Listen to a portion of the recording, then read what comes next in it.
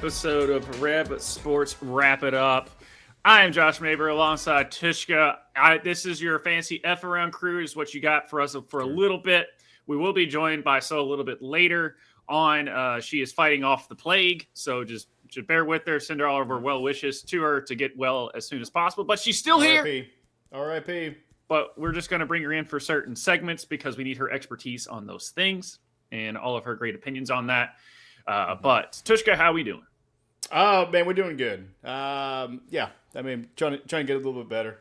It is that season, ladies and gentlemen, where you need to dry your hair before you go outside because it's cold as balls. All the balls of cold. Yeah.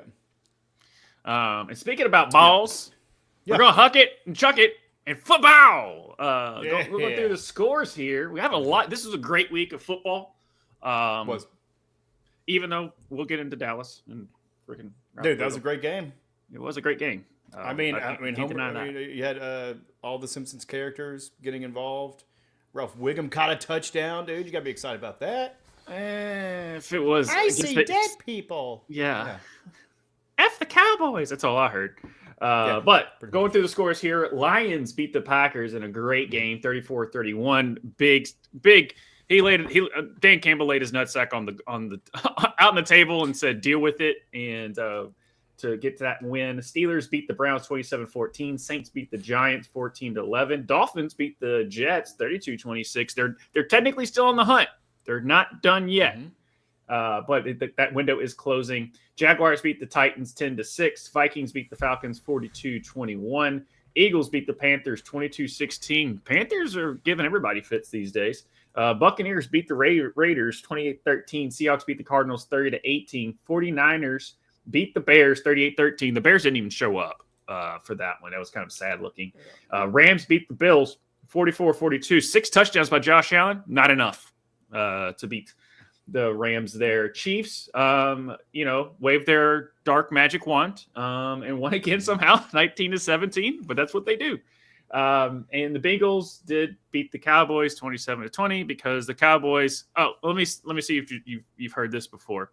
And when it comes to the Cowboys, so let's run down what's going on with the Cowboys so far. We're being defended by the sun. Our roof's falling off. We're getting torched by Ralph Wiggum, and we can block a punt and still screw up to lose us the game. So that's pretty much the Cowboys.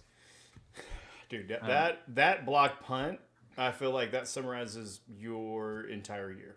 Yeah. How do you block a punt and still lose possession of the ball? You guys have the pieces. You have the ability. But it's just, for some reason, man, whenever it's needed, there's just these lapses of judgment on the players, on the coaching, everything of that nature. Yeah. And that is ultimately why you've lost, that many games. And speaking about somebody who's not mental, I mean, error-wise, your Chiefs. I mean, I this run is something to really document because of how you've won every game so close. Like, as for being 11-1, this has to be like just blow 12. Out somebody, please. Just 12-1. Sorry, 12-1. Put some respect on that. Okay. Well, 12-1, Lions are 12-1, whatever. Yep. But I mean, this has got to be the most stressful 12-1 season for you. Yeah, it's not great. I've been messaging people even before the game because it's just this happens every week. And I told them that they really need to get a pharmaceutical company to be the official sponsor of the Kansas City Chiefs because blood pressure medicine, anxiety, depression, I mean, like everything medication. We need. We are winning, which is great. Love it, but at the same time, it'd be nice if we scored an extra touchdown, get a little bit of distance, maybe it not come down to a blocked field goal, someone stepping out of bounds, someone hiking the ball in the quarterback's face, or us doinking a kick on our third-string kicker into a win. I mean, it's exciting. But it's just like, dude, what the hell now? I mean, I feel like there's got to be a bingo card. Right. That they're just trying to mark off. They're just, hey, all right, B9, which means, okay, cool. We're going to, throw a person instead of a football, or a person's going to hold a football. We're going to throw them, and then that's how we score. Yeah. And I'm guessing Kelsey will probably do that since he loves the lateral. So he'll just pick up a person and throw him. I don't know. It's just it's weird. It's so fucking weird. Is next week? I think you have the Steelers next week. And what's going to happen? You're going to be up by 1 point somehow, and the Steelers have the ball for the game-winning drive, and then somehow or another they're on like the 50, and then somehow or another there's a fumble, and then it goes all the way back into the end zone, and then Russell Wilson picks it up, and then somehow or another they call a hold while he's in the end zone, so therefore it becomes a safety, and you all get the ball that way. Like the most astronomical thing that can never happen and it always is a positive for the Chiefs. But hey, a win's a win. Doesn't matter as long as the left column keeps going up. That's all that matters. Yeah, and actually we're playing the Browns next week. Okay. So we will be featured probably on the HBO series, Hard Knocks, mid-season. Then we play the Texans, and then we play the Steelers, and then we play the Broncos, who are on their own tear. But yeah, it's going to be interesting to see how this last 4 weeks shape out for all the teams. For the teams that are 8-5 and fighting for some of those division spots. For the people at the top, if they're even going to be able to hold on to it. And honestly, man, for the Steelers, I think that's going to be one of the biggest tells. In this final push, are they going to be able to stay in the second or third place in the AFC, or are they going to have to? They can get dropped down a little bit to the Ravens level and be battling for a division win, maybe even, because they have a very tough road. A lot of people do coming up. Yeah, and the three teams that are fighting that are still in right now are all 8-5, but there's 4 games left in the season, so a lot can happen for that last spot. So that's technically the Bengals are still in it. So. God, man. And the Dolphins are still in it. Get a little bit of a defense. Jesus. Oh, the Bengals' defense is just so bad. Yeah. Too bad they're not in the SEC or something, right? SEC right. Defenses are always good. Yeah. Well, they're supposed to be at least. But, that's anything else on shout out to Souls Dolphins. Like I said, they're still fighting for that spot. But anything else on the week and how do you think it's going to shake out as far as playoff-wise? Yeah, nope. That was my attempt to try to help you segue into college football. Yeah, I just not noticed it as I was going through it, but whatever. This is how we learn, and it's live, people. So you can see excellent setups for segues and a mental error of me not noticing. So yeah, no, you're good. What was the question again? No, as far as like how the playoffs are all going to end up shaking out in. Yeah, I think your big four are going to be there no matter what. Of course, I do like it. You've got the Lions and the Chiefs that are in the driver's seat. You've got the Bills, who are a good team, but they got to play the Lions next week. So who's going to topple who as far as maybe ruining a little bit of first round bye opportunity for them as far as the Lions, or are they going to be able to are they going to lose and dig themselves a little bit of a deeper hole to get back to the top as far as the Bills. That's going to be a great matchup to watch. And then, honestly, man, like with Chiefs-Browns is going to be a really good one. Just because Jameis Winston has, a clip god right now. You can, capture any audio of his. God has not delivered him of his pick sixes. So that'll be a thing. But, no, I think that we're going to kind of see the big four being in there. On the other side, that is the Eagles. I think they'll get the first 2 bids, but then after that, it's kind of a crapshoot. You got the AFC West, which is doing very well. On the NFC side, that NFC North, they could have 3 teams come out of that sucker. I think the NFC North is definitely going to have those 3. And the Lions, yeah.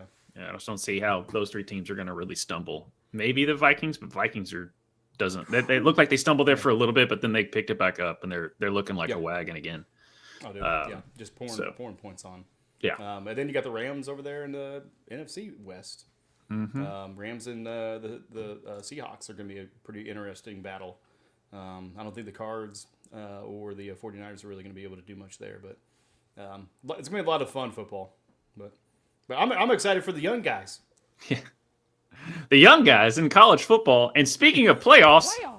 Don't talk about Playoffs? Playoffs? Yeah. Don't talk about playoffs. Well, the playoffs are set for college football, but run down real quick of the conference championship games. Georgia beats OT for the SEC championship. Clemson upsets SMU. Yes, it was an upset. They were up early. It looked like it was going to be a blowout. SMU comes back, ties at 31, and then Clemson does a walk-off field goal to win the ACC championship. So, therefore, they got the automatic bid. So, they are also in the playoff. Arizona State just beat the dog crap out of Iowa State to get into the playoffs. Oregon holds off Penn State in the Big Ten championship, and Boise gets the non-Power 4 bid with the conference title win there. You have 4 Heisman finalists, Dylan Gabriel, Cam Ward, and then the 2 guys that are really vying for it, which is running back Ashton Jeanty from Boise State and wide receiver / cornerback / Mr. Everything for Colorado, Travis Hunter. For those betting and seeing who is going to get it right now, according to Vegas, he's like minus 1,600 favorite over Ashton Jeanty. So for those who don't understand how betting odds work, it's basically equivalent of saying there's a 96% chance Travis Hunter is going to win the Heisman Trophy. So I'm okay with either one. And I understand the arguments for either one. But, you're that good at corner and that good as a receiver. What Ashton Jeanty's doing is amazing as well. He's 4th all time. He's so far this season, he's 4th all time in career rushing yards. And if he actually, and this is him not playing every single game. Like there's sometimes where he just sat out the whole second half because they were just dog walking teams. So if he played a typical game that you typically do, he probably would have been the number 1 rusher of all time in a single season, eclipsing Barry Sanders' record. But that's just not going to happen there. And then if we can bring up the bracket as it's finally all laid out. Now, there was some shakeup because Boise ended up getting that bye. But Tennessee plays Ohio State. Clemson gets Texas, and the winner goes and plays at Arizona State. So whoever wins that game, they're going to travel to play Arizona State. Indiana versus Notre Dame. That is the highest ticket price of any of the first games that are going to happen. It's like, I think average ticket price right there is over $1,000 for Indiana and Notre Dame, just because they're so close together in the same state there in Indiana, and they're so close as far as distance-wise. And then SMU gets Penn State. Now, Penn State losing their conference championship actually did drop a spot, but by dropping a spot and how the best 4 of the conference winners get the automatic bid and get the automatic bye, Penn State actually has a really easy road compared to Ohio State. I mean, heck, Oregon's the number 1 overall seed, and you have to face the winner of Tennessee, Ohio State. Like, that's insane compared to what Penn State typically has to do. Now, anything is possible, as we say. This is why we love sports, because when the game's played, any given Saturday, Sunday, whatever you want to say. But, obviously we're going to be doing a bracket bitches with this as well, so stay tuned for that. Join us in the Discord down below. It is free for anyone that wants to join in on that, and we will do that show as well as the tournament goes along. But yeah, your thoughts overall on Alabama being left out for SMU State. Bama. So your overall thoughts on that? I'm with you. I mean, it's kind of sorry, checking the volume. Penn State. I mean, with them being the higher seed, but as far as the higher ranked, I believe that's the AP or CPS, and then having that 6th seed. We'll see though. I mean, SMU is a pretty good team as well as Boise State. Like you talked about with the Heisman race. I mean, you got Gentry there. I tell you what though, I watched that whole Texas and Georgia game. Georgia did not look great. They won, but they did not look like a strong team. Texas did, but they just couldn't capitalize on quite a bit. So it was just interesting. I feel like I lost, like a little bit of trust in Georgia and being that, kind of like that powerhouse. Their defense did incredible. In the offense of course, the main quarterback for Georgia got injured about halftime, and they had a backup come in that did very well. But even before that, the main quarterback wasn't really do much. So honestly, it was a blessing for Georgia to put in their backup. If they would have kept the main guy, I don't think he would have been able to pull it off. Anyways, I kind of feel like maybe you might see a little bit of upset there at number 2. And then kind of the same for Arizona State. I mean, I know they did a great job there in the Big 12. But I mean, just looking at Texas and Clemson, I think that might be kind of a little bit of another upset in those two corners. And then like you're talking about with Penn State maybe going in. That Oregon, Tennessee, Ohio State, that is an absolute gauntlet right there. Yeah. I mean that those are the 3 that I think we'll look back on the outcome of the tournament and say that should have been seeded differently. With those respective teams. Oregon, congratulations. You did everything you're supposed to do. You get Tennessee or Ohio State. It's like, we can't get Clemson. No. You can't get the chance to, if Clemson somehow wins, you don't get them. Oh, what about Indiana? Nope, not them. You would literally get the 2 best teams that didn't get a bye, in my eyes. I mean, maybe not Tennessee, but I mean, if you're asking me, like SMU. But Tennessee has shown us that they can. Oh yeah. Play with the big dogs. I mean, they're in the SEC and really upsetting quite a bit of people.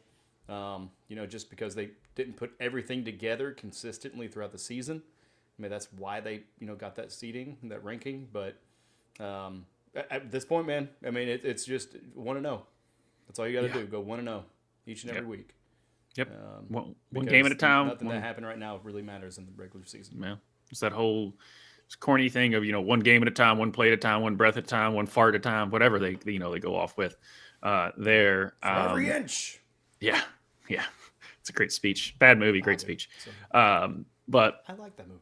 I didn't care for it. But that speech was badass though. But Arizona State is actually, I've watched a little bit more of them towards the end of the season, and they're definitely hitting their stride. So if for some reason Clemson knocks off Texas, I see Arizona State winning that game. Just based off of how they're playing right now. But you just never know. I think if Texas wins, it's going to be tough for Arizona State, but they have to go to Arizona State. That's the big thing. And that travel to the West Coast, especially if you're Clemson, that's literally one point of the United States to the other point of the United States as far as East-West is concerned. Yeah. Not total point because, I mean, Arizona, but you get what I'm saying. Go from because South Carolina to the Arizona. Far coast, but yeah. But also, like, where are these games being held, right? Because they're starting to assimilate the bowls. I'm sorry. Into it. So the first games, I'm sorry. So thank you for bringing that up. I'm wrong. There you go, guys. Hand up. I was wrong. The first games are the lower seed gets to host. And then the next games are like, because the winner of the Tennessee Ohio State plays Oregon in the Rose Bowl. And I think one's the Sugar, one is the Rose, Sugar, Fiesta, and I forget the fourth one is Cotton, I believe. It's bold strategy, Cotton. Yeah. I think it's the Cotton Bowl is where they're playing that. But at least the Rose, Fiesta, and Sugar are going to be played in that. I believe that's what they're doing. Yeah. So here is the breakdown for the 2024-25 series. So first round is going to be at the respective locations. So Notre Dame, Penn State, Texas, and Ohio State will have home games. The quarterfinals will be the Fiesta Bowl, Peach Bowl, Rose Bowl, and Sugar Bowl. All right, Peach. So okay. Oregon versus the winner of Ohio State and Tennessee will be the Rose Bowl, and I believe that's in Pasadena. Mm-hmm. The Peach Bowl, want to say that's Georgia, maybe Atlanta, not sure exactly where. Fiesta Bowl, I believe that is in Dallas. I know the Fiesta. No, that's in Arizona. Is it Arizona? Okay. Yes, I just know the Big 12 always had the Fiesta Bowl. Like the Arizona. The way they had those old contracts, the Big 12 always had a team that went to the Fiesta Bowl. Yeah. Okay. Yeah. So that makes more sense though. For the Tostitos Fiesta Bowl in the back in the day, but that'll be Boise State and Penn State. The winner of Penn State and SMU. So Arizona State won't really get that home field advantage, which I think is good. Hopefully they look at it that way and kind of move the individuals to where they're not going to have that heavy favoritism. But for the Sugar Bowl, that's going to be the Georgia, and then the winner of Notre Dame or Indiana. And then the semifinals even is going to be the Orange Bowl and the Cotton Bowl. So those are the two big ones that will be the semifinal. And then you have the standalone college football playoff national championship, which will be at the Mercedes-Benz Stadium in Atlanta. Gotcha. So yes, could be home turf for Georgia if they go that far. Right. The Peaches played in Georgia. Fiesta is in Arizona, and Arizona Cardinals Stadium there. Okay. Sugar is in New Orleans. That is in it's in New Orleans Saints Stadium. The only reason I know that, I went there. Yeah, go Louisville. They beat Florida that year. And then the Rose Bowl, obviously, like you said, you're correct. It's Pasadena. There. I know that one because my cousin, who was a recipient of a transplant, good God, 30 years ago. Damn. Still alive. Had multiple organs transplanted. And anyways, he is always a part of this organization that was a part of the donor program. And they always have a float. And so there's a lot of times he's on the float, or at least is always promoting it. And it's always at the Rose Bowl. So very good parade. Definitely watch it. Mm-hmm. And and for everybody that's a donor out there, we appreciate you. Yes, we do. It's not always an easy thing. I'm a donor on my card for that reason. And if you guys are waiting on a donation, hold fast. Hopefully you get that here soon enough. Yep. All right, that's my soapbox. Well, cheers to everyone that's helping other people out in that world. But just moving on to, it happened today. Bill Belichick has is now the North Carolina head football coach, 3-year, $30 million. So basically $10 million a year to come there and coach. Obviously, he's basically was talking about, and they've hired Michael Lombardi as the GM. Yes, there is GMs now in college sports because now you can legally pay players. So you have to have someone kind of there in negotiation with that. Yep. Personnel. Right. And so obviously all the memes and everything like that, we'll get to that meme of the week later with Bill Belichick. But basically, this is going to be fun to see how he actually handles it, especially in this new world of college. Like, you're 72 years old, football coach, and most of those football coaches, like Nick Saban, who him and Belichick and Saban are real good close. I mean, Saban was on his coaching staff at Cleveland when Belichick was the coach there years and years ago. He was the defensive coordinator there on that Brown staff. So Saban got out because he didn't want to deal with all the transfer portal, the NIL, all that craziness. And then you're gonna have Belichick come in, but he's probably just gonna be like, just go get my players, and then they'll come to me, and then I do my coaching job. So I mean, do you think they give him a hoodie with sleeves, or do you think they just cut it off for him? I don't know. I think they cut it off now. Yeah. You think so? Okay. Yeah. Also with that, the Pat McAfee show, getting a little bit of a bump. Michael Lombardi, weekly correspondent there, as well as Bill Belichick. And I think Lombardi was the one that actually broke the news on Pat McAfee's show for it. So they're getting the McAfee bump. It'd be interesting to see if they juggle both. I feel like there might be a little bit of a conflict of interest in some of that, but they have Belichick and Saban on there quite often. Of course, Saban's not in a contract with the school or anything right now, but definitely. We're in this new realm. I won't take up too much time because we're at 25 minutes, but we're in this new realm of NIL money, of the transfer portal, of basically collegiate football being a professional sport. Really just collegiate sports in general being professional, in which they're getting paid. So it's just gonna be interesting. I mean, I just hope that these kids are going there to getting an education and taking that seriously. I know that's always been kind of a little bit of the trope that you can still fail at school and win a championship and that's all they care about. Right. Because it is money at the end of the day. Yeah.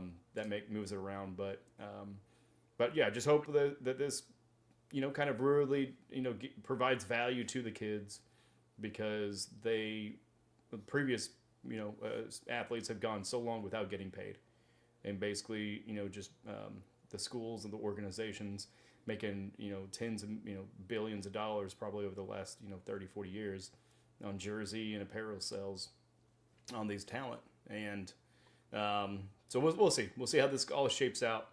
But yeah, I mean, I think it's a good thing, even though it's definitely chopping up the waters. But with Bill Belichick going in there, we'll see. We'll see what that looks like. I mean, are we going to start seeing more NFL coaches going down to the collegiate level? Well, I mean, it's getting to the point where it's like an NFL organization anyway. So he's probably going to run it like, not because he can run it like one. It's just he's dealing with a lot younger kids now. So younger talent. So we'll see. It's Bill Belichick, so I expect North Carolina to be good. As long as he can find some quarterback, because that's pretty much his Achilles heel is when he doesn't have a like any other team. If you don't have a good quarterback, then it's very tough sledding. Yeah, but he's a defensive minded coach, right? He's a hug him, chuck him, as far as more like hug him and chug it.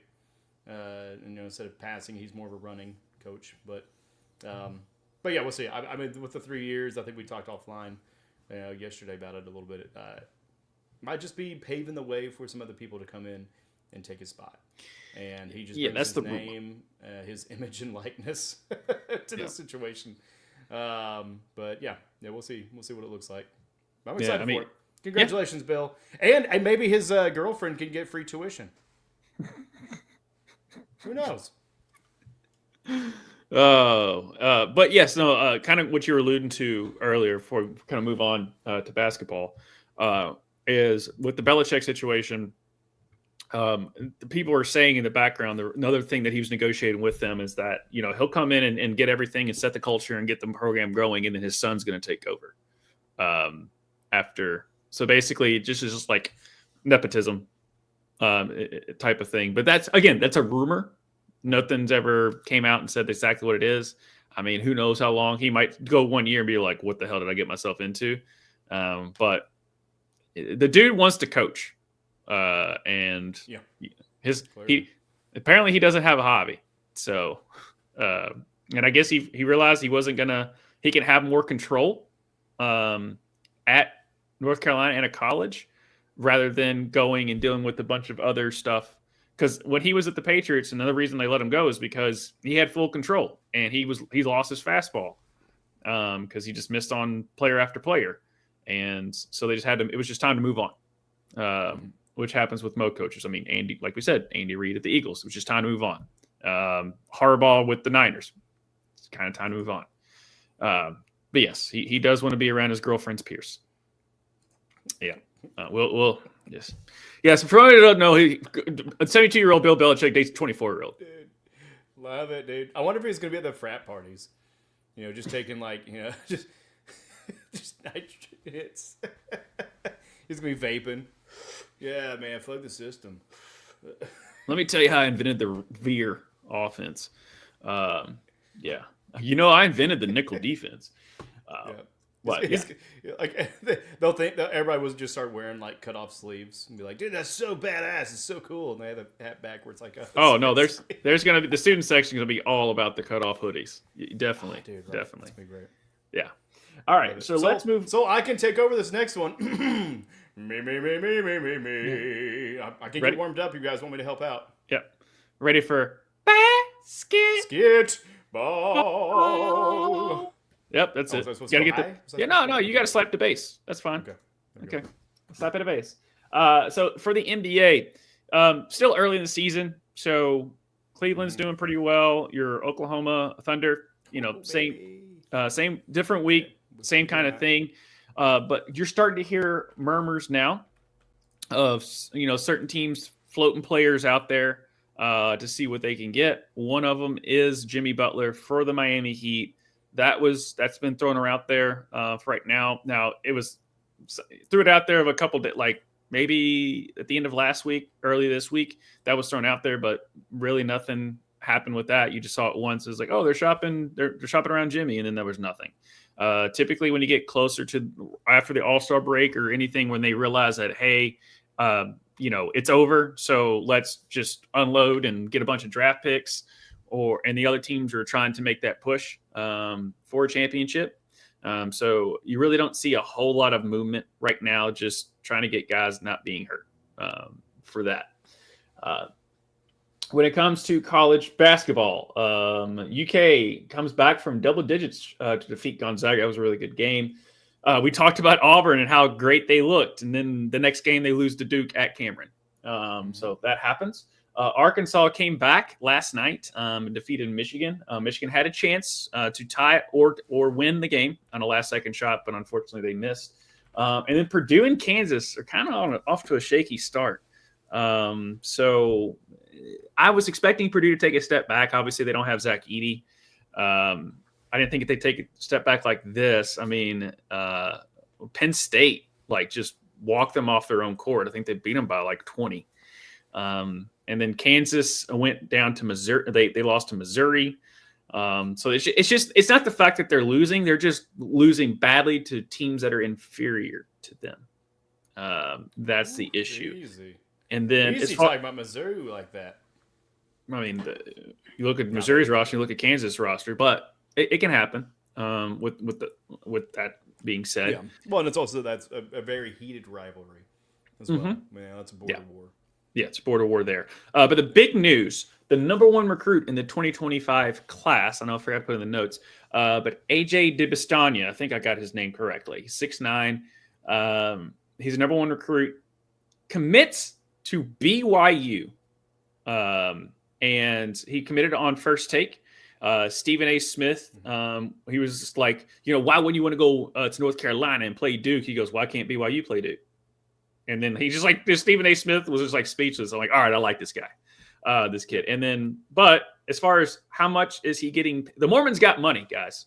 That's basically what I'm saying. Mormons got money because I believe at the end of the day, with other endorsements and NIL deals, the number that he's getting paid to play 1 year of college basketball is $7 million. And if there's that one player, it's going to keep going up until it gets regulated. But the NCAA, every time they try and regulate it, they go to court because here's the thing. It's like, why, there's no way you should pay this kid that much money. I'm like, well, you pay coaches a lot of money and they leave a school because they get paid more money. So if a coach can do it, and they've been doing that for years, but now, the kids and stuff, and it will be regulated eventually. I don't know how they're going to do it because it is kind of the Wild West out there, especially with the transfer portal and stuff. But yeah, $7 million to play 1 year of basketball. But the thing is, and we'll get into players getting huge contracts. I ain't paying it. I'm not paying for it. So, if someone's willing to pay that money, that's their prerogative on that. But I mean, do you see like next year's number one player getting like at the end of the day, it's going to be like, $10 million to play 1 year of college basketball, like $20 million. Like that's insane. I mean, heck, the kid from Michigan, the quarterback that flipped from LSU to Michigan apparently is getting $10 million to play, but that you're at least going to have him for 2 years. So they're probably using that $10 million and spreading it out, but it's just a different age. I'm just trying to wrap my head around and just seeing where the future goes. Yeah, but I mean, to me, what's the motivation, for regulating things? Is it to make it fair? Because you've got the SEC who prints fucking money, and then you've got Mountain West, and they compete with each other. Like, that's not really fair. No. I mean, one person can just throw, $20-30 million at an issue, and get a new player, where the other one's, having to fucking fundraise just to probably scrap together, a couple of million. So that's where I feel like there's a major discrepancy. I mean, we talked about the football teams last time having 134 in the Division I. They just need to tier things out if they want to regulate it. And I mean, I think it would be kind of cool to even have, maybe like figure out some kind of system to where there's an early tournament where you have some of the best from the previous divisions play each other, and kind of see what that looks like. To just have a little fun with it, and then you can also kind of see, hey, maybe this team needs to be relegated, not regulated, to go up into this upper tier of a premier Division One or something of that nature. Because but hey, I mean, for these kids, get your money, man, get your bag. You guys put your bodies on the line. You worked really hard to be 7 foot fucking tall. Y'all are young and have cartilage in your knees. Sorry, at this point I'm just bitching. I was like, "We're cartilage in your knees." Okay, this is a safe space on the internet that we're all live on. Yeah. But you can totally this is fine. You can talk about it. What's bothering you? No, but for real though, I mean, like, get your money, y'all, because who knows what's going to happen. But no, there will be regulation eventually. But what's the motivation there? Is it to make the kids money? Is it to save the organization's money? Is it to make the competition fair? Yeah, right. I mean, and these are all boosters one of those three too, and make it the focus. Yeah, because it's starting. I forget when, but the finally got to a point where now the university, because technically the universities are not paying these players. It is all boosters that are paying the players, because that's the only thing is that the universities can't, but they passed a rule, and it's like $22 million or $20 million that each school has to basically set aside to pay their players, which is also basically just saying for the other sports as well, that pool is going to not just football and basketball. But just like field hockey, softball, baseball, all those volleyball, just all those other sports. And I mean, it's not like they weren't getting paid, but still not getting paid now. But universities now can technically legally pay them, but that date hasn't dropped yet. So I guess it gives the time for universities to get their budgets in order for that. So. Yep. Also, before we move on, shout out to Florida, who's 9-0, and is number 9, even though number 2 is 8-1, and number 4 is 8-2. Also, shout out to Oklahoma for being undefeated and also getting the shaft, because Kansas can have 2 losses and still be in the top 10, but apparently we can't, sitting at 13. So, I don't know. All y'all that have lost the game so far, suck it. Yeah. Yeah, but let's move on. So you ready? Hello, girl. So thank you still for pushing through. But tell us about Jewel Lloyd. I was going on Jewel Lloyd because I'm taking the lead. But okay. Hope you're doing well. Yeah, there you go. I can. One day I'm going to get this just a smooth show. Okay. I mean, we're trying to help you, bud. Reading comprehension. Yeah. I mean, because we're moving on from college back to the pros, and this is in the WNBA. News came out that Jewel Lloyd, who was the 2015 first round pick, has requested a trade from the Seattle Storm after filing a complaint of harassment and bullying by the team's coaching staff. The team themselves, the organization, did their own internal investigation, so they didn't really find anything that was kind of obtuse. But ESPN reports that the sources have confirmed Jewel Lloyd has requested a trade from Seattle. The news, first reported by the Chicago Sun-Times, comes hours after the Storm announced that an external investigation into reported accusations of harassment and bullying by the team's coaching staff hadn't concluded without finding any violations. The source confirmed to ESPN that it was Lloyd who filed the complaint detailing the allegations against the Seattle staff. The Sun-Times first reported on the investigation, which was subsequently confirmed by ESPN on November 15th. According to the Sun-Times report, the investigation was sparked by the experience of multiple players and had been active for at least 2 weeks, but by that point, Lloyd is a 6-time All-Star and 3-time All-WNBA selection. Was drafted again first overall in 2015 by the organization, by the Storm, helping them 2 WNBA titles in 2018 and 2020. Emerging as one of the best guards in the league, she led the WNBA in scoring in 2023 and is a two-time Olympic gold medalist with USA Basketball.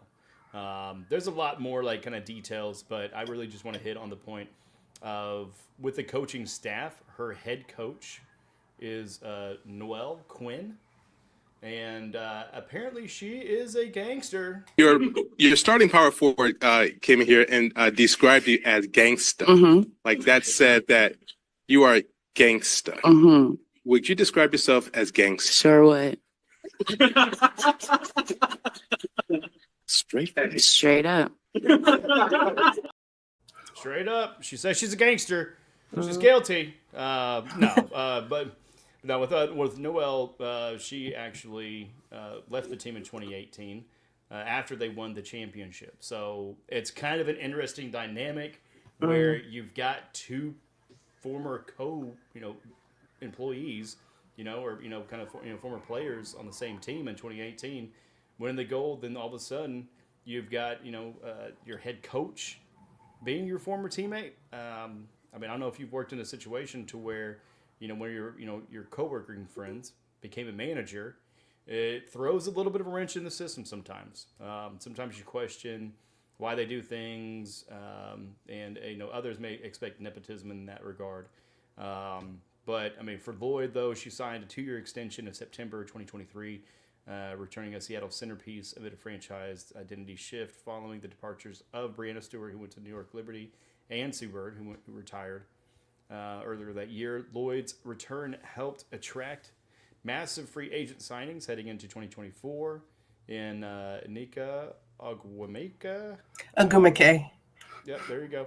That's where we got you here. And Skylar Diggins-Smith. The source said Lloyd's complaint had nothing to do with either star player. The former Notre Dame star and Chicago area native is currently under contract with the Storm for $249,000 in 2025. Like most WNBA players, she's set to become a free agent in 2026 with a new collective bargaining agreement. It's expected to come into effect, which we're all excited about as far as the bargaining. So, probably not the first we're going to hear as far as some shifts in the player in teams. We saw the huge shift in the coaches this year. Looks like we may not see a shift in coach with the Storm, but Sol, you kind of, you were were the one that brought the report to us. So, what are your initial thoughts of it with the evidence that we do have? The one thing on just her being for 2 years and then 2026, a lot of WNBA players are only signing 1 year or 2 year contracts. They're not signing anything further than that because of the collective bargaining agreement is ending at the end of 2025, and hopefully a new one starts in 2026. So a lot of them are like, I don't want to be stuck in $249,000 a year. That would be good for me as a regular person, but this is a professional athlete making $249,000 a year. But yeah, I think it goes a little bit to what you said. They're former teammates. They've won together as teammates. They've won then as Noelle won as a player in 2018. She won as a coach in 2020 in the bubble.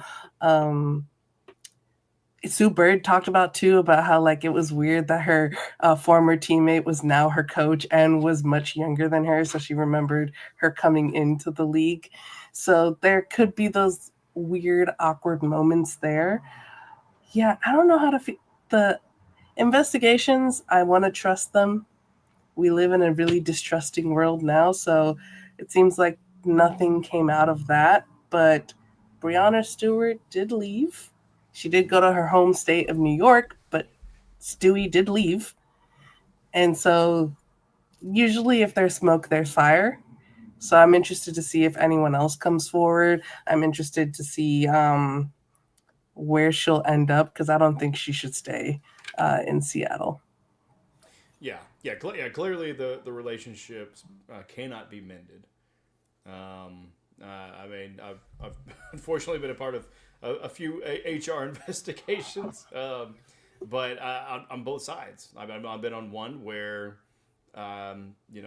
unbeknownst to with two other coworkers, we all went and filed a report against our manager, who was harassing and bullying me and other people.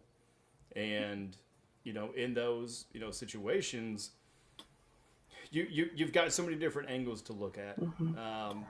For HR, and probably much like this investigation, they're going to be at the expense of the organization, who's probably wanting to be protected. They want to find some truth in the matter, but they also want to protect their investments and protect their interests. So that's where a lot of people are being skeptical of, the findings, saying that there was no violations. But then also, and not to make it like a generational thing, but the coming generations aren't as thick-skinned as others are. They definitely are more sensitive in both positive and negative. And that's just with my dealings with coworkers and dealing with youth as well. They're more sensitive because they actually pay attention a little bit more to other people's emotions and are a little bit more caring in that regard. But then at the same time, then they can kind of take some things a little bit too personal. And that's just a generalized blanket statement. But from my perspective, but with this, I really just would like to see exactly what it is. Like, what were the complaints from Lloyd, and if anybody else on the team was in conjunction or kind of signed on to this as well, for the harassment and bullying claims, and what was it? Are they throwing the basketball and hitting them in the back of the head, saying do better, and cussing them out like that? Yeah, then that might be something where it's like, okay, maybe they didn't violate anything as far as your organization policy, but still, that's a little bit distasteful and probably non-productive. They did win the championship in 2020. I know, Sol, you know a little more than me about the situation with there, but I don't think Quinn was the head coach at that point, was she? Or was she assistant, or was she head coach at 2020? I believe she was head coach. She was head coach. Okay. Yeah. So she went directly from player to like assistant coach to coach. She had the pipeline that she's just been with the Seattle Storm. Yeah. So she has helped win them a title as a player and a coach. So that organization is going to be backing her probably in a lot of stuff, but you hate to see it, because no matter what, we want in any organization, whether it's sports or a company, you just want to see everybody be happy and healthy, right? And that's going to show through on the court where they're having a good time. Like we got to see a lot of really cool social media videos with the WNBA, specifically like the Aces and other groups. You hate to hear it, but before I really step on anything as far as a hardened opinion, I would really have to see a lot more of the information. But I truly hope that Lloyd finds a better spot. Because it could just be a little bit of disagreement and disagreement between the two. And but regardless, she's going to be leaving. And so, Josh, what are your kind of initial thoughts on this? And do you have any ideas as far as potential landing spots for Lloyd? From some of the stats we have, she did go to Notre Dame, and she's from Chicago area. So I was thinking Chicago Sky. Because she'd be joining somebody else. Absolutely, it was the team I was thinking of was Chicago Sky. Yeah, because that's definitely would help Angel out there. And who's the center from South Carolina, Soul? That's also on the Sky. Carmela Cardoso, because I knew it started with a CH. I couldn't remember. It just depends, like what her, because the organization's definition of like by the book HR problem is like what bullying and harassment is compared to what she's saying is bullying harassment. So that might have been where the investigation went in, was like, well, that's not technically bullying and harassment based off of our code of conduct or whatever it is. And also too, you hear sometimes say like, people are just complaining because the organization's just not being ran very well. Seattle was in the playoffs. Like they competed, they were there. So it's like sometimes, the winning cures everything. So you're still winning and you're still having an issue. Now, some people can look it back into it as like playing, because I'm trying to just figure out how the organization investigated it, didn't find anything, but she's still saying that there is. Like, that, where's what exactly is the organizations? Are they? Why are they? Who are they protecting? If it's true, and then what is, because like Skylar and how you pronounce her last name again? Agumake, who she is, by the way, the Players Association president. Yeah. Nneka is. Okay. So yeah, I mean, like the fact that they sign Skylar and the president. I'm just go with that one. Try to pronounce that. So, and I wonder what's Skylar being basically the face of that organization at this point. I wonder what a lot of times too, when these type of things happen, the camera gets in front of the face of that organization. And has she said anything about this? I haven't heard or seen any reporting of anyone else saying anything. It's only Jewel Lloyd. The fun thing of someone has made jokes because her and Kelsey Plum are good friends, that they're like, welcome to the Las Vegas Aces, which that's probably not going to happen. But go look at the photos that they did for USA Basketball with Jewel Lloyd and Kelsey Plum. They were very funny. Yeah. And also, Jewel, supposed about Kelsey Plum, she broke the internet with this one picture. We're not going to show it, but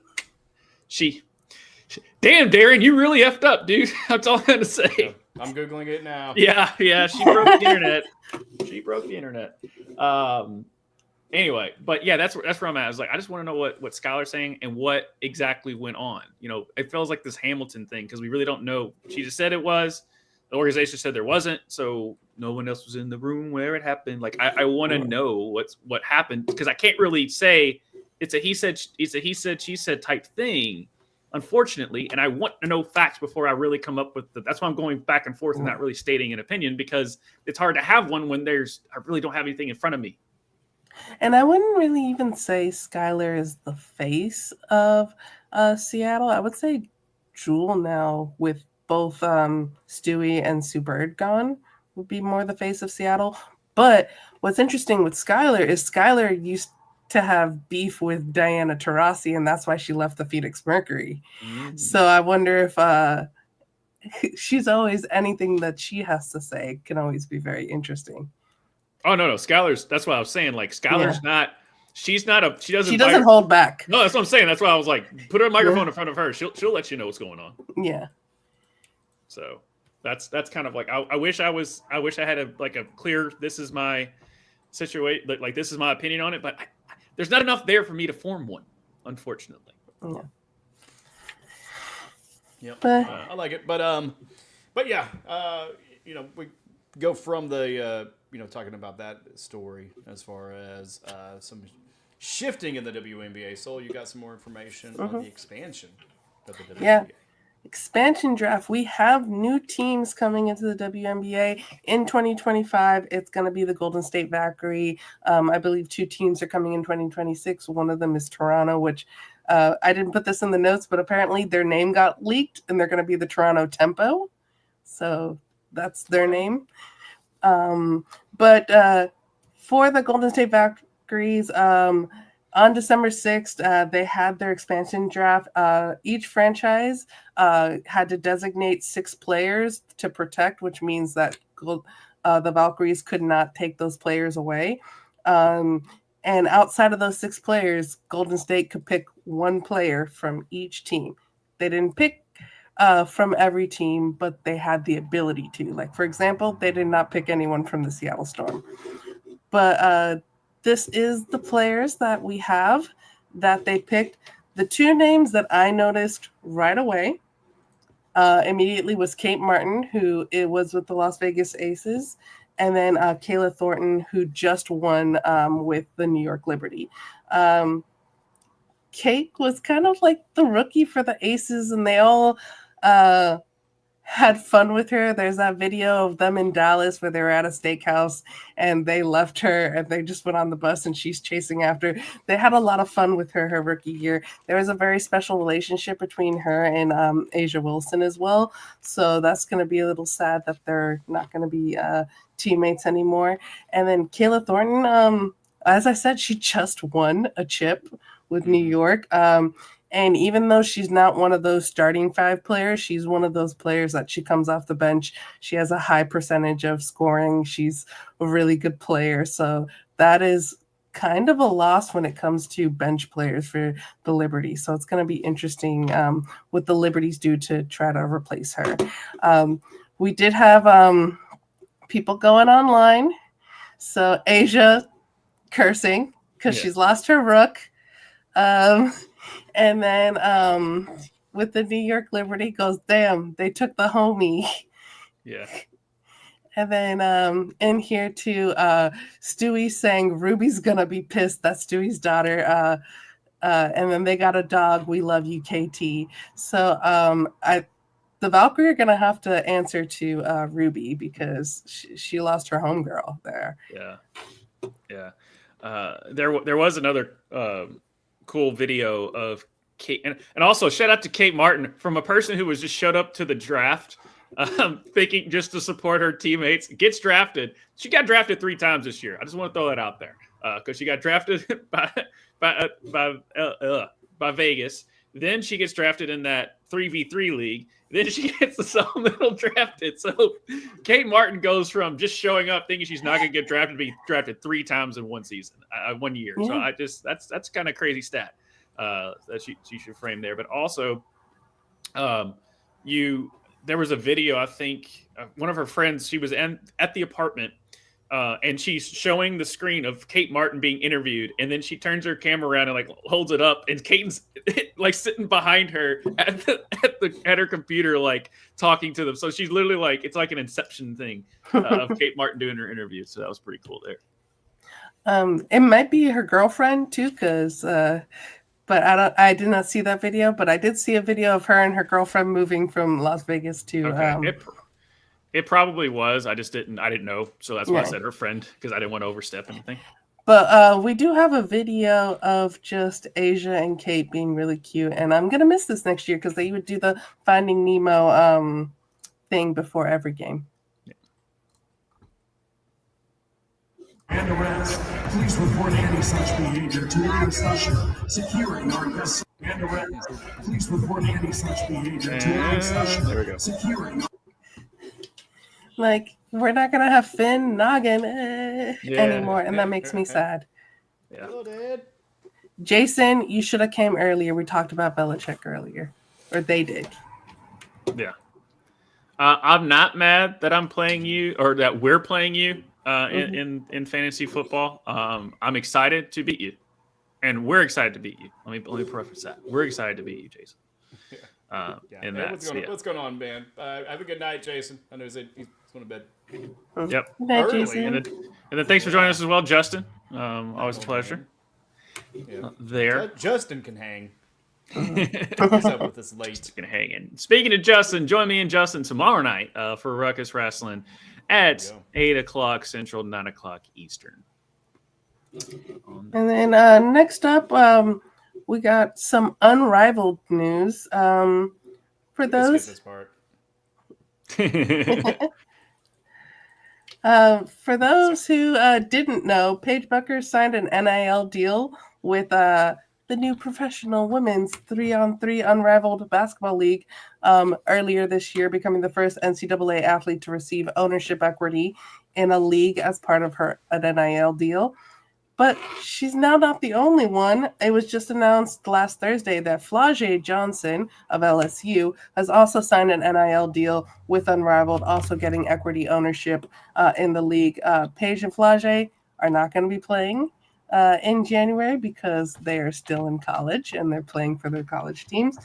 But they probably are going to end up playing when they graduate, so that's interesting for the future. Sad news for Tishka. Unfortunately, Kelsey Plum has elected to not participate in Unrivaled, so Laces now have a wild card spot that they didn't have before. Plum went to Instagram to say, "I've decided to not take part in the inaugural season of Unrivaled in order to take some time for myself this offseason. I appreciate the league's understanding and being so accommodating. I wish the league and all the players nothing but the best, and I'm excited to watch." Other Laces players are Mick Buckets, Kayla McBride, AT, Alyssa Thomas, Courtney Williams, Kate Money Martin. We just spoke about her, and Big Mama Stephanie Dolson. So, Tishka, I know you were gonna root for the Laces. Yeah. Are you still gonna root for them, even though now your girl's not gonna be part of that team? Or are you gonna choose a different team now? Well, here's the thing: is my girl Kelsey may not be on the team, but she's still wearing the Laces outfit, and looking at that photo. I'm gonna support her anyway. just like the Laces, because that is racy and lacy. But no, I made my pick. I like the logo. It's gonna suck that Kelsey's not with them, but with the some of the other additions, it'd be pretty exciting. The first NCAA player to receive part ownership, that's crazy. Yeah, like to me, like that we just, because it's a whole new league. So it's all new set of rules, but yeah, I mean, for it to be expanding into the NCAA realm, that is, I don't know. I'm just excited for this whole fucking league. Still gonna go with Laces as my team. We got McBuckets in there. We got Money Martin.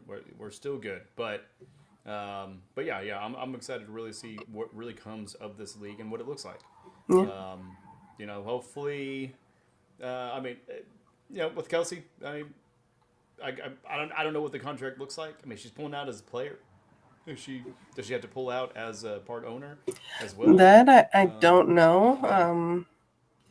Probably because. Right. Yeah, that's what I would think too. But I'm unsure on that. Yeah, I don't know. Maybe she was that's a photo shoot that everybody's talking about. So maybe that was a photo shoot for the league. Because that will definitely get eyeballs. Yeah. Yeah. And then last up from Unrivaled, club captains were announced. So we got here, surprise, Stewie and Nafisa Colliers, the creators of Unrivaled, are the club captains. That's crazy. It's almost as if like they have the harder shadows in their uniform. Right. In the image. Who would have ever thought that? Who would have thought? Honestly, I was looking at the shadows. There's one who does not have as hard of a shadows. That's a captain that I was like, oh, interesting. And that's Sato Savali is with the Phantom, and then Chelsea Gray with Rose BC. All right, Phantom. What are we doing? What are we doing, graphic designer? Where's the continuity? Where's the consistency? Club captain, come on, man. Sato deserves better. You deserve more shadows, girl. You deserve more shadows. And then Enrique got named for Vinyl, and Alyssa Thompson got named for Laces. So Alyssa Thompson also not as much shadows, but she is a gold medalist, and she's now your club captain, Tishka. Yeah, well, I can't recall all the photos. Maybe Kelsey had the harder shadows in that one. She did. Maybe that's the change. But Alyssa still has a lot. There's a lot of wrinkles. There's a lot of detail in that. Definitely not nearly as much as Enrique. But yeah, still a good amount. And we're going to do it. We're going to do it, Laces. Lace up, baby. Let's go. And then I'm going to throw Josh, of any of these news for Unrivaled, what's your thoughts? I mean, it sucks. You always want to have your best players, the people that bring eyeballs to play. Kelsey's definitely, I mean, this is kind of her thing. I mean, she literally has a gold medal in the 3v3 in the Olympics. So I'm surprised that but things happen. So she, scheduling, who knows what all, but obviously she found it more, and with her deals and like her other deals that she may have, where she doesn't need that income and doesn't want to put her body through that. So she can afford to not have to play. Same thing with like Caitlin Clark and all of her endorsement deals, Angel Reese and things of that nature. I'm still going to support, like I said, I'm still going to support the Vinyl. I really like those big three along with Aaliyah Boston. And I forget was it? She's the bronze medalist from this year. That's also on the Vinyl. I forget her name. But I really like that. I don't have it in front of me, but I know that's your team. Agumba, yeah, but Agumba Wale and Aaliyah Boston, and then the player, the other player. I just really like the way that team is. It's a good record scratch moment.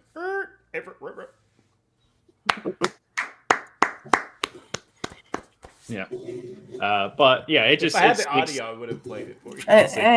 And your girl Paige is gonna have ownership in this league along with Flage. That's crazy to think about. Yeah, it is, but I mean, it's hey, you all enjoy your rest because the number one pick is coming, and in 2 years you're gonna have another one unless she goes pro this year or next year. In Juju Watkins, because Juju is like dropping 40 a night. I watched her last night.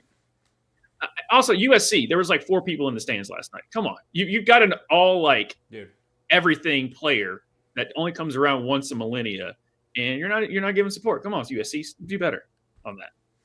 Maybe I just like ball too much to not wrap my head around why you all aren't there supporting a once in a lifetime. Mm-hmm. Yeah, I mean, especially now that she's known. I mean, it's not like nobody knows about Juju, right? So yeah, I mean, I don't know. Maybe stop sucking, California. Be better on a Tuesday night. Yeah, they got Grammys and award shows to attend. I'm gonna head back out. I'll be back because my throat hurts. Don't leave me with him. I'm sorry. You pointed wrong. I corrected it. Nope, I corrected it. Nope. Yeah, this guy. Yeah. You know who also came? Weird. It's weird. Yeah, no. He also came correct. The New York Mets. I know we're not running the bases. This is not came correct or came in debt. One of the two. New York Mets came in with a lot of money. That's what they did. Steve Cohen, Uncle Stevie, as they call him there in the Mets, literally outbid the New York Yankees. And for Juan Soto is an all-generational talent. And he just signed and New York Mets are paying him 15 years, $765 million, $75 million signing bonus. Now, for those who don't know, Major League Baseball has no salary cap. And I don't see when that will actually ever happen. It's been going on forever, and it's never going to stop. I don't think that's happening.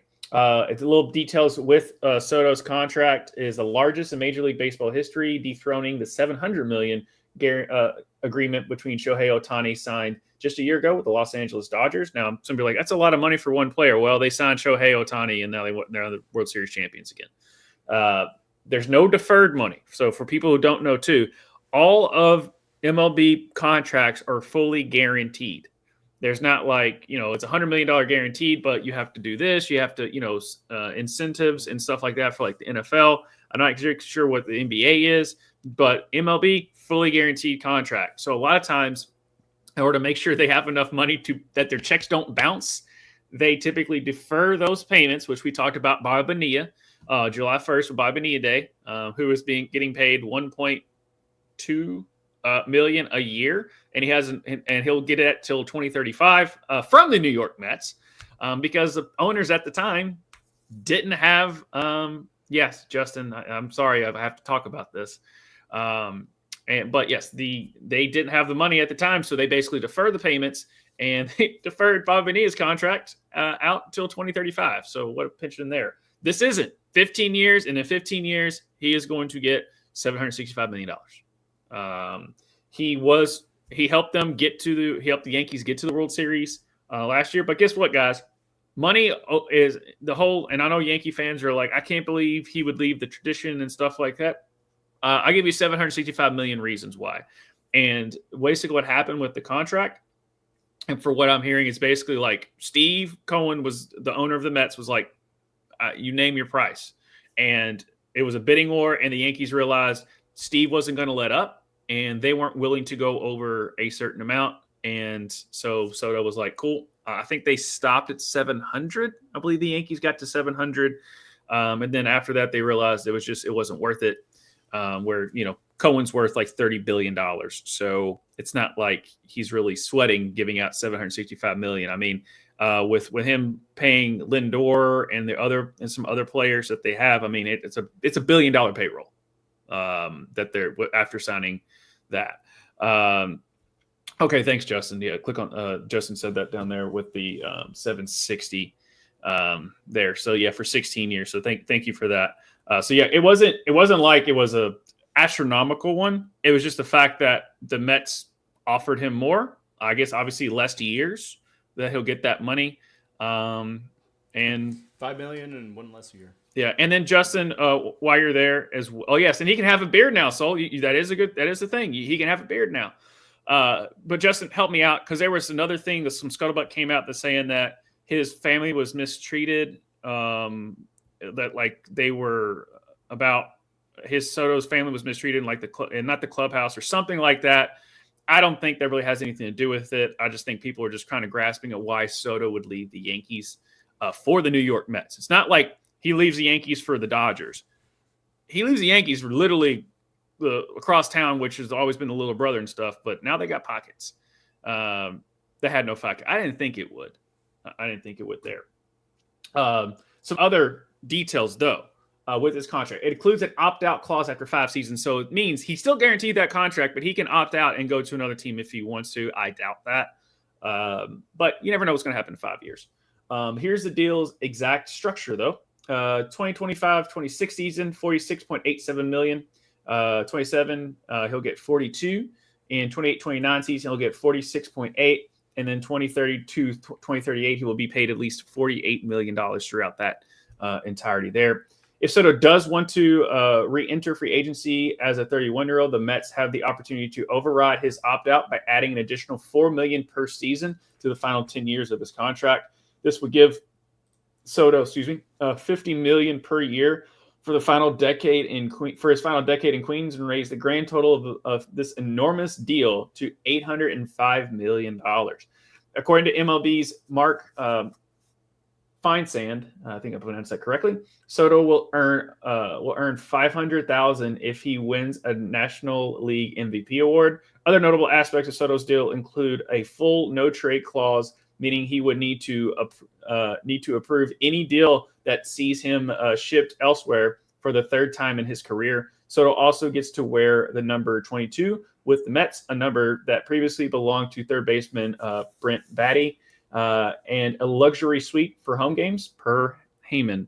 Soto, congratulations. And Tushka, we should have kept with baseball when we were younger, apparently. I also, should have been a little bit taller, should have been a baller. There's a lot of things I wish it could have been, but that's a lot of fucking money. So much money, like all the money. Like I'm interested in seeing how the Mets actually do. Because if they're investing this much into one player, just go ahead and retire his fucking jersey right now. Right. The number 22 done for the rest of life. It is interesting though. I mean, coming from right across the driveway from the Yankee Stadium over to the Mets, but yeah, I mean, it's whenever you got a bad economy with inflation, the money seems a lot more. The money seems that much more. But it is a historic moment in baseball. It's also why I am annoyed with baseball. And kind of to the Yankees aspect of it. I mean, it's because of what Sol said, dude. The no beards, dude. That's such a dumb fucking rule. The Yankees are stuck in the 20s.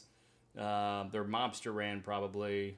Sorry, Justin, if I'm hitting on some sour spots there, but it's dumb. And I really hope that's like part of the reason why he left. Like, I'm really looking forward to this, 30 on 30 or Netflix sports documentary. After we watch the Aaron Rodgers one. It's gonna be a trip, bro. Dude. Okay. Next week's show, ladies and gentlemen, I promise you, I will get some clips of that show. It is hilarious. But yeah, I'm excited to kind of really see more of the details as far as from his perspective. Other than all the money, what his reason was.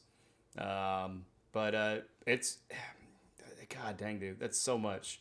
Like I literally like have to reread over that much money. I mean, his like annual salary. I mean, or even like his hourly. I mean, he's getting. I think it was McAfee show or somebody broke it down. I mean, he's getting like what, like $1,000 or $2,000 like every hour. Yeah, something like that. It's insane. That's so much money, man. But good on you, Soto. You've worked hard for this your entire life. You know, don't know what your background looks like, but hopefully, you know, you're really helping out your family, and you invested in other people. You know, definitely get all the toys that you fucking want. You got the luxury suite from Heyman. But yeah, definitely be wise with the money. Invest it. Look at crypto. Apparently, crypto's up right now. So maybe invest. I don't know, 340 million into that. And if you're just like, it's like, how should I invest my money? I don't know. Ask your owner. That's how he's made his billions of dollars. Don't ask the SEC how he does it, but ask your owner on that. But and also too, I know we brought up that comment from Justin. Yeah, there should be a salary cap, but if you're a players union, that's the one like no ifs, ands, or buts. Do not cross go. Do not collect $200 that they're ever going to budge on. Yeah. It's not. And that's big coming from a Yankee fan. Yeah, I know. You motherfuckers have profited for a whole century because there hasn't been a salary cap. And it is weird. I know you're a Yankee fan, Justin, and it might that's another thing I kind of was like when I saw the Yankee fans. Nice not be taken seriously from us. No. Yeah, but crypto's on the rise. Mortgage your whole family's life. Right, that's it. Yep, do it on a fake currency. Hey, whatever. But with that, is seeing the Yankee fans saying like, "I can't believe he left for the money." I was like, that's literally how you build your team. You literally pay more money than anyone else to bring him over. And then they're like, I can't believe he would leave for money instead of the tradition and stuff. I'm like, you sound like every team that you stole players from. Go watch Moneyball with Giambi, and then obviously the Red Sox got I forget his name, but with Giambi and stuff. That's what the Yankees would do. Is like when I'm sitting there looking at De La Cruz, and I'm like, oh, this is. He's gonna be in a Dodger uniform. He's gonna be a Yankees uniform. Heck, he might be in a Mets uniform. The way they're spending money now, but I don't think there's any opt out or anything. So we got him for a little bit there in the Reds. So I'm not too worried. But there's no way the Reds or any other teams can win a bidding war. Good. Yeah, I mean the Royals. I mean we got a little bit of a bump with the championship win that we had, back in 2015. Also, we have some benevolent ownership, with Mahomes and other people now, but not near the amount of money that New York has. And so I mean, good job on the Mets. For the Yankees though, they have $765 million problems, but a pitch ain't one, because the Yankees go on to sign lefty Max Fried Chicken. I'm just kidding, it's Fried. To an 8-year, $218 million contract. Maybe he should have signed for a little bit more, knowing that they would have went to $760 million. But after his big league debut in 2019, Max Fried enjoyed an extended run better than any other Atlanta Braves pitcher since John Schmaltz, the last of the team's big three Hall of Fame pitchers. To leave the franchise nearly 2 decades ago. So, I mean, for, Max Fried, you got any opinions on this one, Josh, as far as the Yankees pitching just getting better? Yeah, with Cole and Fried, that's a nice little 1-2 punch there, even though Cole was the pitcher that lost Game 5 with some really silly errors there in that fifth inning. But it's what the if you're not going to get a generational talent in Juan Soto, you got to make it up in pitching. So, because sometimes the best, defense wins championships, right? So, obviously the Braves had arguably the best bullpen, and like you were saying with Smoltz and Glavine and Maddox back in 1998. You know what happened? They ran into the Yankees and Jeter and Williams and all of them, all those greats there. So I like the Yankees, if they lost this bidding war, that they at least cleaned it up with a solid pitcher. in Freed, and Freed is that dude. So I'm just interested to see what I think Scooball, I believe he plays for the Tigers. He's kind of like the next ace, not named Paul Skeens for the Pirates, because Paul Skeens is literally a rookie. So, but he's that dude as well. So we'll see kind of how that all shakes out between those two guys that aren't on, a New York team or a Boston team or an LA team. Yeah, sorry, I was looking at more pictures of Kelsey Plum. Did you know she wore like all leather back in May? Okay. Yeah, I'm aware. Okay. Yeah. So what do you got for us, girl? We're clearly losing our minds over here, and I'm tired of pretending like I like baseball. I'm gonna say one thing on baseball, and then we'll go straight to kicking and screaming. That's a big get for the Yankees. That is a big get for the Yankees. Yeah, which is you hate to see it, especially me as a Red Sox fan. But going off to kicking and screaming, and Tushka, you're a wiener. I'm a wiener, and I'm also a winner because I know ball, Josh. I know soccer ball. I'm never going to win those things. I don't even know why I fill them out anymore. Probably for this reason. You can see my misery. Yeah, spoiler for Bracket Bitches, which we still have to film that. We'll find out a time for you guys and let you know. But Tushka won this year by 1 point, beating Josh. He went from last place to first. So congratulations on that, Tushka. But Thank you. For those who have been watching our Bracket Bitches, if you know who Tushka picked, LA Galaxy, they beat Josh's New York Red Bulls 2-1 to win the MLS Cup. But let's first go to our favorite sporting Kansas City fan, not named Tushka, about the game. Yep, we do the thing. And then we play. And run it back. Only time Galaxy has had a full stadium. Okay. That's awfully mean. Oh, what a ball! Shot! Goal! Los Angeles! Goal! Hold on, let's see. Oh, no, keeper. Oh, no. Oh, shit. No. Oh, my fucking God. 2-0 in 12 minutes. It's over. What is that defending? What are you doing? 15, get in front of him, 15, brother. I'm not trying to have a boring ass game, man. Like, great goal, everything, but like, what the fuck are you doing? Corner. Oh, somebody, 15. Oh, redemption for your shit defending.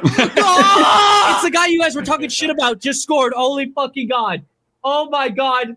Los Angeles champions of MLS. Holy fuck, they got 6 stars on that bitch. Only time Galaxy has had a full stadium. Oh. Yeah. Oh, he's the best. Good job, good bench. They, as he said, they got 6 stars on that bitch. The closest team behind them is DC United with 4 now. So now they're 2 ahead. And we got several people with 1. I think Columbus Crew has 3. So other teams got to catch up to the LA Galaxy there. Yeah, we try. There is a 10-minute video that Kavincho made because he did a full live watch-along. I was there at the end of it. But he did a 10-minute video, like, pulling clips from that watch-along. We'll leave the link to that down below. Go follow. Right now. We got time. Go follow Kavincho. We love him over here. But the next video we're going to show, Ricky Puig, as we spoke about last week, he tore his ACL and continued to play for over 30 minutes. This is him celebrating at the end.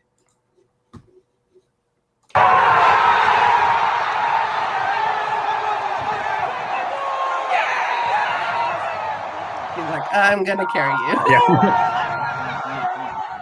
Right. Don't worry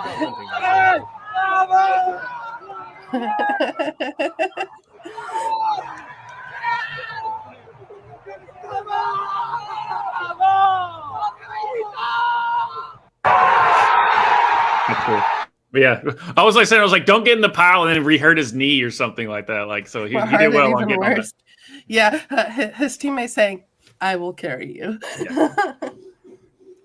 good on him for the awareness and the emotional and physical support. Yeah, being there for his teammate. So, as we said, 6 stars on that bitch. This is apparently where they're putting the 6-star.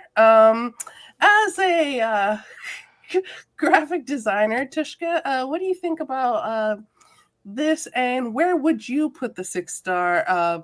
Because originally it would be those 4 white ones and the gold one on the top. Those are the original 5. Now they have a silver one at the top now for their 6th. What would you do different? Yeah, just do 3 and 3. Space it out or it's something different because that is garbage if they really do that. I know that's the proposed one. Hopefully, everybody, give them a hate in the chats. Let them know to change that shit immediately. So next year, whenever they actually go to printing or really embroidering for these, hopefully they'll change it a bit. But I would either do like 3 and 3, coming off the crest of the top, or even just kind of space it out. 1, 2, 3, 4. You just kind of space it out, make room for more. Yeah. Because you do plan to get more. Period. Yeah. Whether it's in 5 years, whether it's in 15 years, or for the Sporting KC, maybe it's 150 years. Who knows? But yeah. Gotta let the shit breathe, man. You can't just be stacking it on top like that. It's weird. It's creepy. Do the Subaru logo. They had like 5 stars in one little small corner and then a huge one. Yeah, a little cluster. Yeah. Yeah. Even putting if you put it at the bottom of the badge too, I would even some teams that have like a lot of wins and the stars, they start putting them at the bottom of the badge. You could even do that. Yeah. Is there like a rule? Like if you put the star somewhere, it has to stay there? Yeah, and typically what I've seen, I don't know if it's a rule, but I've always seen stars either at the top, and then when it gets too many, they put it at the bottom. I never have seen stars on the sides of a badge. And we put stars for winning MLS Cup because we have a playoffs where other countries do not have playoffs. So when they get stars on their, it's because they won Champions League, or because in Italy, Inter Milan has 2 stars above there because they've won 20 titles. So when they win 10 titles, they put a star. So that represents 10 titles. So each kind of league does it a little differently. But yeah, we're just like, you win, you get a star. Yeah. I mean, to me, I feel like, if you get 6, you should be able to change the position of them. When you get 7, 8, 9, you can, as long as you got the number of stars each time you change, you're good. Maybe they're going with something where it's like, hey, no matter what, whenever we're going to make it look ugly because then that way we win more. And, because maybe their goal is to, get another additional 4, to make that really just kind of match up in the top. Maybe it's a galaxy thing where they're like, oh, put him up top because it's in the sky. Yeah. And it's like, okay, I mean, that's cute, but this isn't. The idea is cute maybe in that regard, but this, nah, it ain't it. And this was the conversation too of where they're going to put that 6-star. Apparently this is what they're doing. Because everyone's just like, the 5 is kind of perfect. And then LA Galaxy have not been good for a while. So we're like, oh, they don't have to worry about the possibility of a 6-star. But now they have one. So, yeah. Interesting to see what if they add more stars, where that goes. But yeah, I don't even the star on top is bigger than the other ones. And the stars are different colors. I know there's meaning to it. I'm not an LA Galaxy fan. I don't know what the meanings are. I could look it up, but I don't care about Galaxy. This isn't like a suggestion of, hey, this is where it will go. This is actually like them saying this is exactly what it's going to look like. I believe this is the release to what it's going to be. Oh, that's gross as fuck. This design should be regulated. Yeah, and relegated. I'm gonna just lean into it. I don't care. I know. I love Warren it. G. I love it because it's a tongue twister and stuff. Yeah. I mean, the gold one. Okay, I can see. Maybe that's the first one that they ever had. Great. The gray? Dude, come on. That's not even a fucking star. No, I don't like the fact that what are you, a black star? Is that what's going on? You're here to end the universe and absorb all the other clusters of planets and stars around you? Like, come on. I think they'll get enough backlash that will not be to a T what it is going to be next year. But we'll see. We shall see. Yeah, we will know officially when the kits come out next year, and we'll be able to have fun like we've done now. Yeah. Have we done it once or twice? I've only joined you guys one time. Yeah, where we've reacted to kits. There was a leaked one for Inter Miami. I don't know how I feel about it yet, but it's not official, so we're not talking about it yet. But yeah, that'll be fun. Something to look forward to next year. That's all I have for soccer. I am also dying, so I'm going to leave. Josh gets to talk about my team in the NHL. So have fun lighting the lamp. We love you, Soul. Love you. Get better. Yeah, man, she's really the best part of us. Yep, pretty much. We're just two idiots trying to go meet each day without. I can't talk. I'm so depressed about the Nashville Predators. Okay, optimism. I wanted to say optimism. That was it. I think we just had confirmation or just video footage of you having a stroke. A little bit. That's what happens. Yeah. I need to get back. Josh, let's go ahead and light the lamp. What happened? Yeah. The Florida Panthers won all 3 games this past week against the Flyers, Sharks, and Kraken, and are back on top of the standings in the Atlantic Division. Nashville Predators lost all 3 games this past week to Canada, losing to the Canadian Senators and Flames, and officially are on the bottom of not just the Central Division, but the entire NHL. You know what?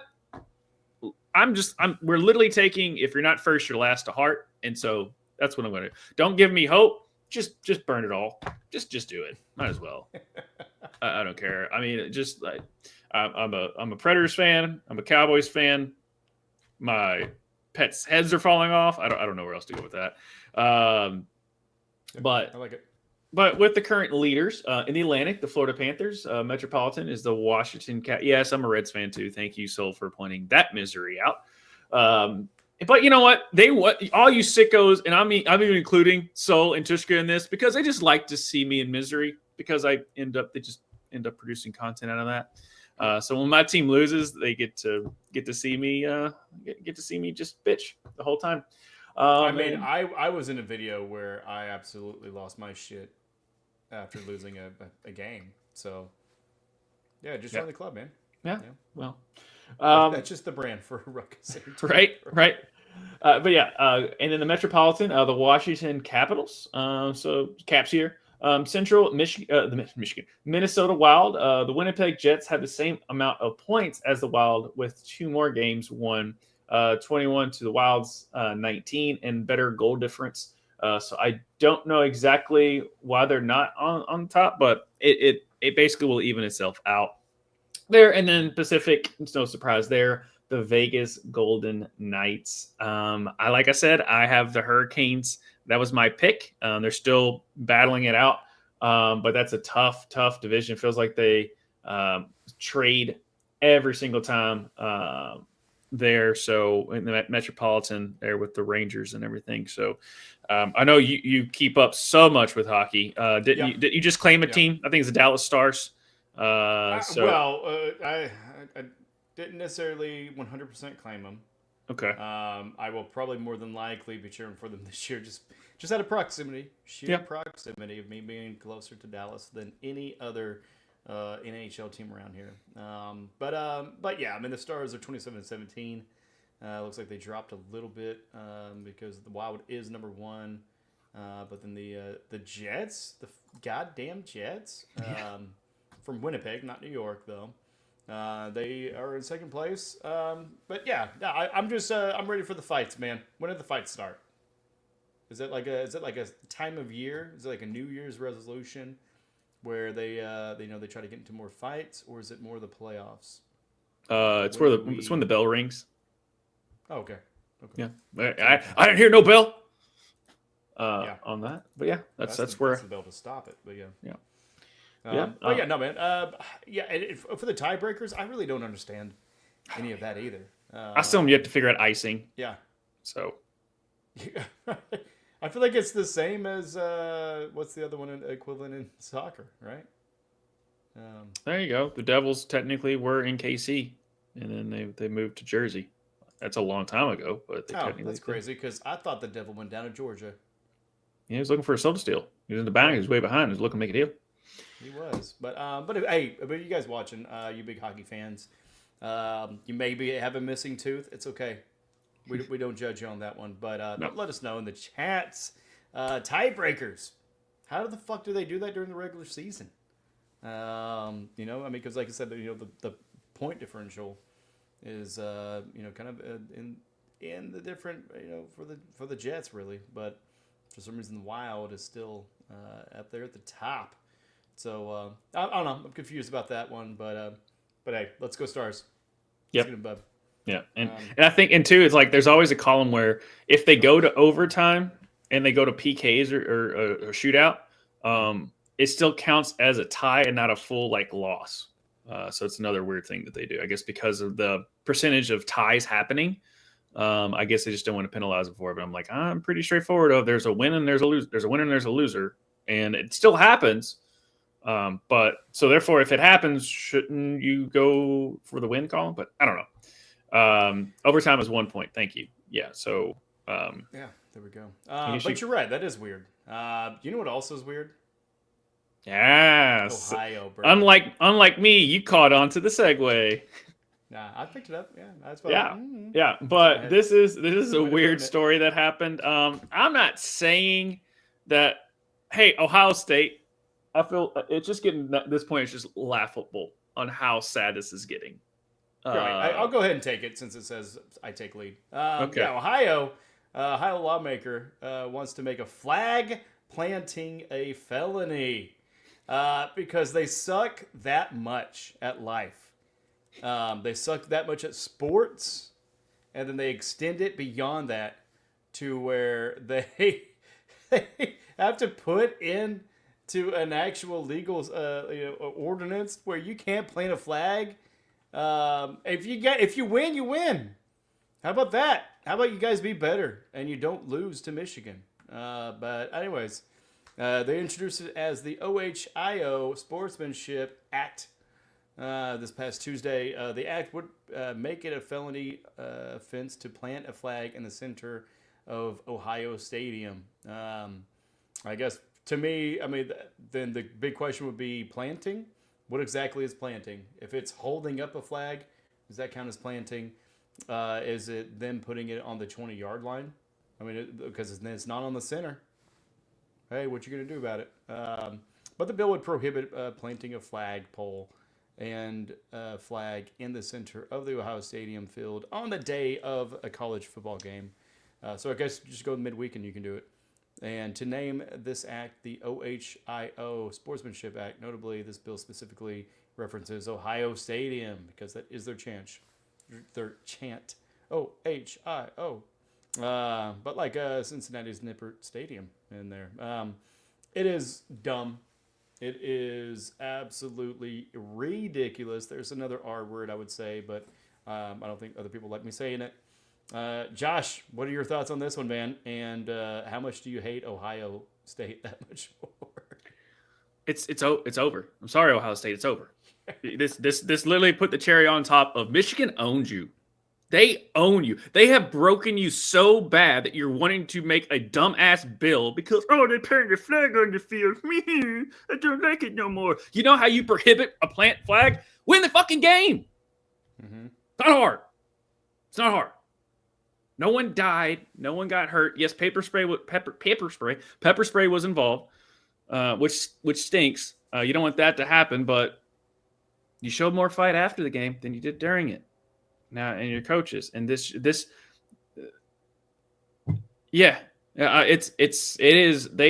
They are. Yes, that's what I'm afraid of too. Is that they are defeated so bad by Michigan in this game. Yeah. That legislators are, and it's not the fact of like, I wonder which legislator did it. I don't know. The one that called it an OHIO bill. Like, this is the most, I don't like it that they did that bill I've ever heard in my life. Yeah. Actually, that this is is a so public uncalled safety for. issue. It's a safety issue. You know what's also a safety issue? Well, for one thing, if you get tackled in your own end zone, that is a safety. But the other issue is you all lost a game at home and you're a 20-point favorite to the biggest rival. And not only do you turn around and say, we should have had a better game plan, blah, blah, blah, blah. You have you've actually showed more fight after the game when they planted the flag. And then you have one of your legislators try and make it to where you can't do it. Because give an example here, the people always do like the hordes down stuff. And at one point, the SEC came out and said, you can't do that. And then people are like, really? No, big. And so they're like, it was the Big 12. I thought it was the SEC also said that they can do it. I know the Big 12 they were making something about doing the horns down. I'm like, yeah, no, because they were in the Big 12 at the time. Yeah, and Texas. Yeah, if the players did it, they were going to get fined. Yeah, and it was like, that is dumb. Yep. That is dumb. If you wanted to not put horns down, beat them. I sit here and look at Kentucky doing this shit all the time. Does it stink? Yeah. But when we beat them, you heard my spiel last week. See last week what I feel about when we beat them. It's fun. I don't care. It just puts the cherry on top, and they're something like, I'm gonna put it down, and then that. The same thing with the horns down. This is the most lame ass dumb thing I've ever seen. And literally, you're supposed to beat Michigan. You always say that Michigan is beneath you. And then you do this after you just got dog walked off your own field and literally just they try to bully him. You got bullied off your own field. They planted the flag. You got pissed about it. Yeah, some things did escalate, but at the end of the day, you try and make a bill about like literally go to the courts about it. Yeah. You lost the game. End it that and move on. Yeah. With sports, it's settled on the field, on the court, on the pitch, in the diamond, and then it ends there. Mm-hmm. Like, I mean, you still have the rivalries, you still have, the competitive arguing and such, but like, then it's done. That's how it's settled. It's just one of those things that you look so weak, Ohio. Soul said it in the chat. There are going to be so many Tennessee fans now, and that's including Karma. Because I can't wait for them to plant a flag in the middle of that field after they beat your stupid ass. Because the bill hasn't come into effect, so they can do it. But yeah, everybody's going to be cheering against Ohio State merely for that reason. I mean, they're still a good team. It's a highly contested against Michigan. You don't want things to get to where it's pepper spray, but this is the weakest of moves that anybody really could do. And you know what? And I'm tired of it. You know what else, Josh? I'm tired. I'm tired of the show. Let's wrap it up, baby. What you got? Wrap it up. Well, we've got our meme of the week. Ooh, baby. Let's go. So we got that. Let's show that there. Bill Belichick recruiting players for UNC with his girlfriend. Yep. Oh my god! Shout out to the movie Big Daddy. That's where that scene's from. So you'll know it when you see it. Oh my god! On there, but yeah, that's definitely there. He has a 401k. Well. Yeah. What? Don't die. Yeah, I know. Thank you for that line. I was like, I knew there was a line with that. And then other places, people can. And Tushka, since typically you ask me this question, I'll ask you. Where can the people find us? Don't find me anywhere, man. Quit following me. It's creepy. No, you can follow us everywhere at Ruckus EV. That is on all the social medias. That is Patreon. We are coming into the new year, so help us hit some of our goals and join the Patreon. But we know in this economy, things are tough and things are tight. So at the very least, help us hit some of the the free goals, which is joining us on our Discord. Link is in the description below. We're going to be doing a little bit more of scheduled events there. I believe we're actually going to be doing some watch-alongs, things of that nature. I will probably be high and/or drunk more often in the chat, just yelling at people, myself included. But you can also follow us on the rest of the shows that we got for the rest of the week. So tonight is Wednesday, so tomorrow night join Josh and Justin there on Ruckus Wrestling. Dude, I started like working on some of the branding, and I rewatched your guys' intro video. I still get fucking jacked about that, man. Oh no, you did good on that one. Yeah, you did really well with that one. Man, it was so much fun to make that one, and I came forward to add some more content for you guys there too. And then possibly Fridays. Who knows when we're gonna be able to schedule it? But we do a Bracket Bitches, and I believe after the new year, Bracket Bitches may be moving to Mondays. And the reason why is because currently on Mondays we have Fantasy Fuck Around, and we are in the playoffs, bud. Well, not us. We're not in the playoffs as far as the Ruckus League. No. But the show is in the playoffs, and hopefully you all made your playoffs as far as your fantasy football league. But follow us every Monday for the next 3 or 4 weeks until we wrap up the entire season. They're week 18. Hopefully your team does not have a week 18 championship, and it's on the 17th. But that week 18 will be our last one, and then we'll be switching over to some other programming. But then on Tuesdays, they're going to stay the same, even though I think you had one tonight, right? Yeah. As far as Game Dudes. Yeah, man. So join the Game Dudes. And honestly, man, I think I may try to help out in some of that stuff next year, man. Maybe jump on a game or two with you. There you go. And see what we do there. Yeah. But yeah, man. I mean, that's the show content we got. Unless I missed something else, man. What do you have for them? No, pretty much I have our moment of Zen. So thank you all so much. Here's our moment of Zen, and we will check you all on the next one. Oh, God. As soon as I see the camera lock on, I'm up.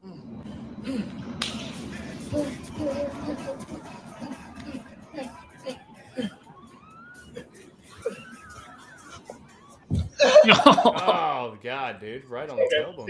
Bro. Yeah. That's awesome, man. Cool.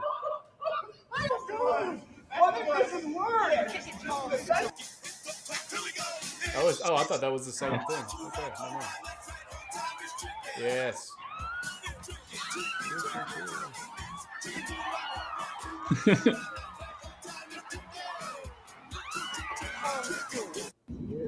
All right. Nailed it. Well, that'll do it for us, guys. We did it. We did it again. We did the damn thing. Cue the music. Y'all did it too. We out. Mic drop. Kick it.